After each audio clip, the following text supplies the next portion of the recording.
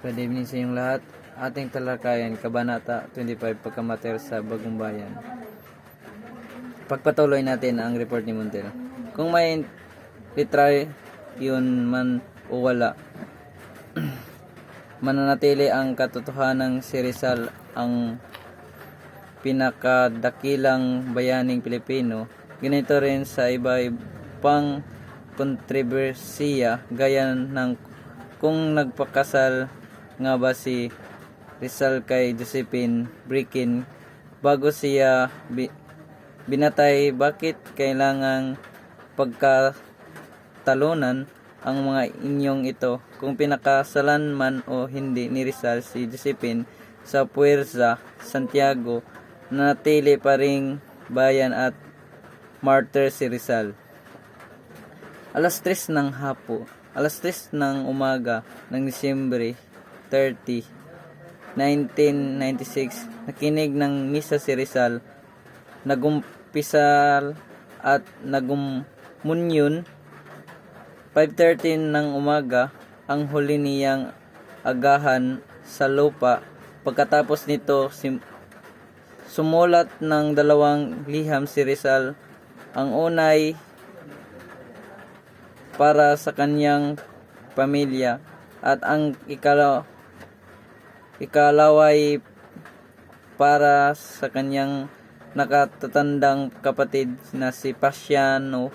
Ito ang sulat ni para sa kanyang mga kapatid. Sa aking pamilya, humihingi ako ng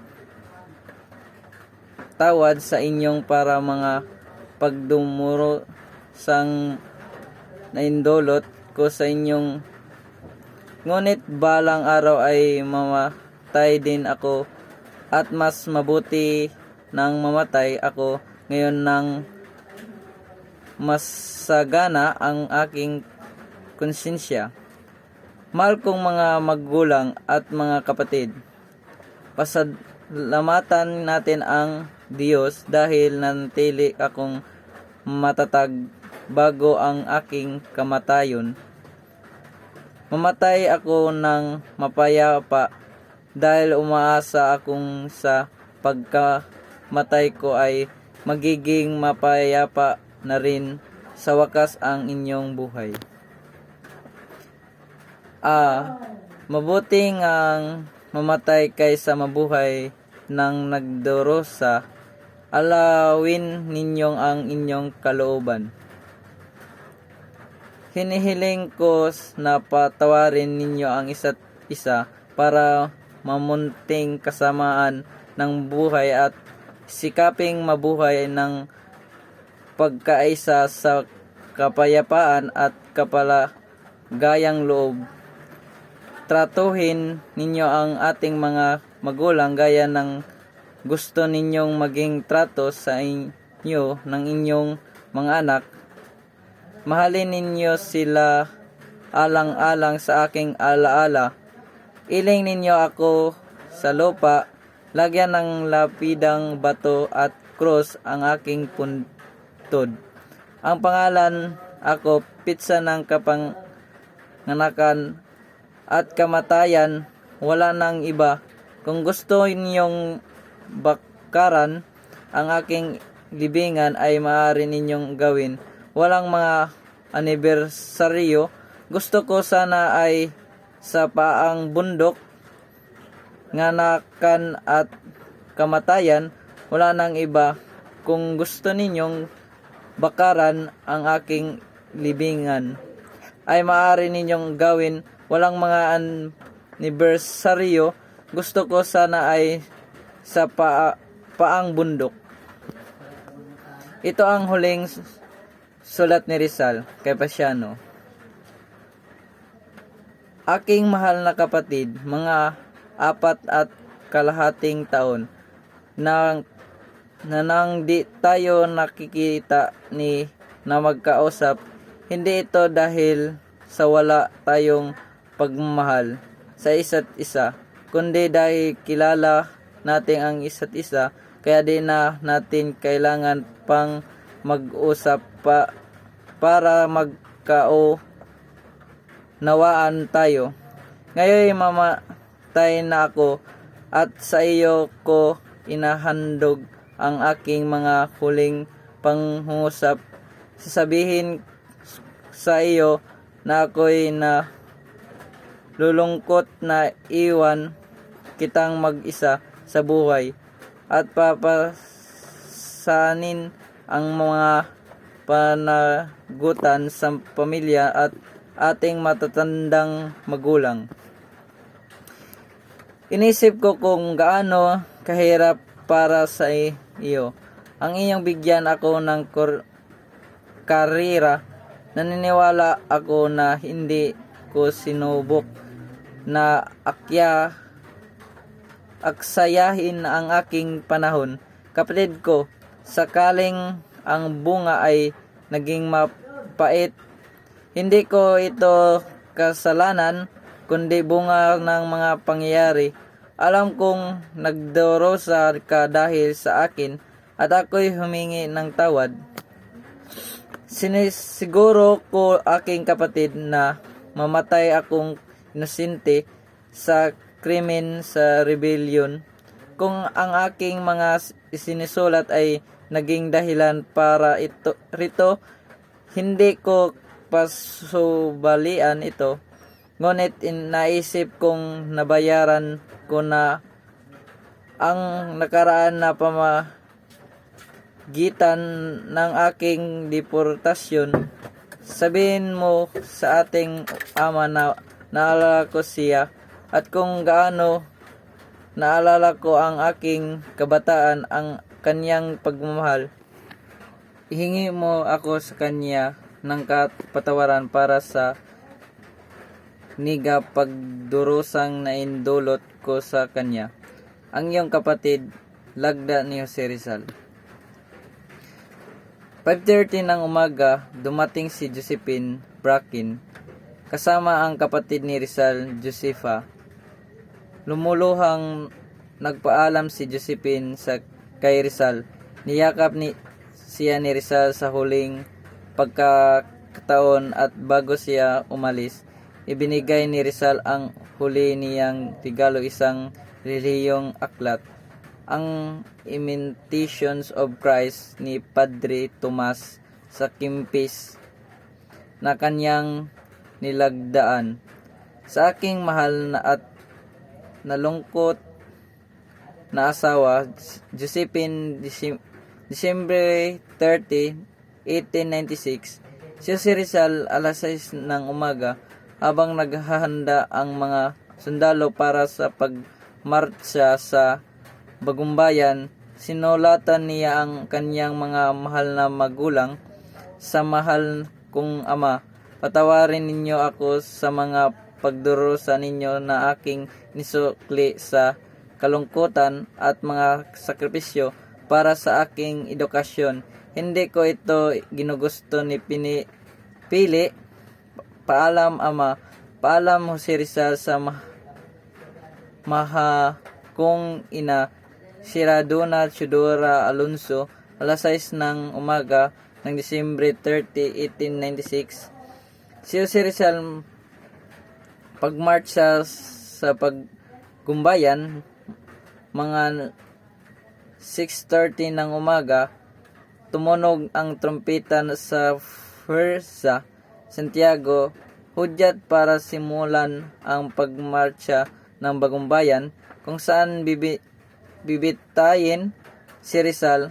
4 sa sundalong may rifling di bayoneta ang mangunguna sa marcha. Nasa likuran nila si Rizal na papakyapang naglalakad. Nasa gitna siya ng kanyang tagapatanggol, Luis Tavel de Andrade, at 2 hiwistang pari, Padre March at Padre Villaclara. Eleganting tingnan si Rizal sa suot niyang itim na terno, itim na sombrero, itim na sapatos, puting polo at itim na kurbata. nakatali ang kanyang mga braso mula siko, ngunit ang pagkakatali ay di gaanong maghigpit para igalaw niya ang kanyang mga braso. Sa mahina na tunog ng tambal, tahimik at dahan-dahan silang nagmarcha. May mga nag-aabang sa mga kalsada mula na Fuerza Santiago hanggang Plaza del Palacio sa harapan ng Katedral ng Maynila, para bang lahat ay nasa Bagumbayan, kung saan may malaking pulotong ng mga taong nagtipon para masaksihan ang pagkamatay ng isang martir. Dumaan ang mga nagmamarcha sa makitid na tarangkahan ng postigo, isa sa mga tarangkahan ng lungsod na may pader, at narating nila ang malikon ngayon ay si Bonifacio Drive na walang katao-tao. Tumingala si Rizal at sinabi sa isang mga pare, "Kay gandang umaga, Padre, anong payapa ng umagang ito na aaninag ang krugidor at mga bundok ng Cavite? Sa mga umagang tulad nito, na mamasyal kami ng aking kasintahan nang maraanan nila ang harap ng Ateneo.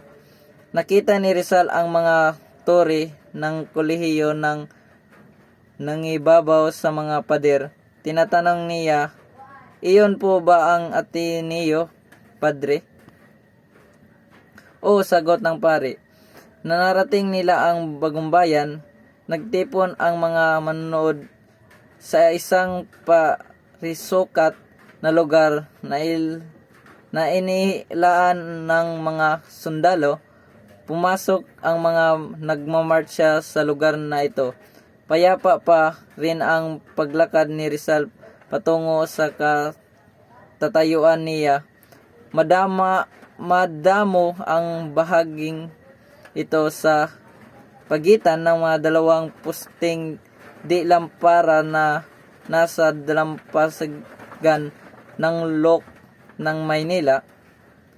Pagiging martyr sa isang bayan, si Rizal na batid na di na niya maiwan ang kanyang kapalaran, ay nagpaalam kina Padre Marts at Padre Vilclara at sa kanyang magpagiting na tagatanggol si Tin Luis Travi de Andrade.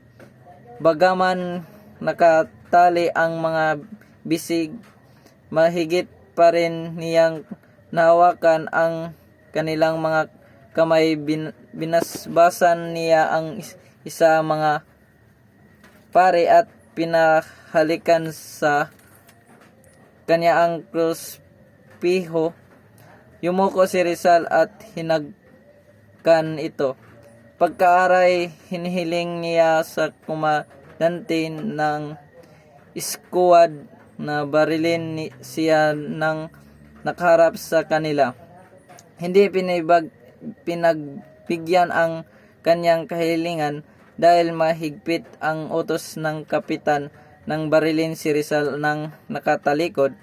Masama man sa loob, tinalikuran ni Rizal ang mga babaril sa kanya at humarap siya sa dagat. Isang Espanyol na maggamot, si Der Felipe Ruiz Castelo, ang humihiling at pinayagan siyang damhin ang pulso ni Rizal.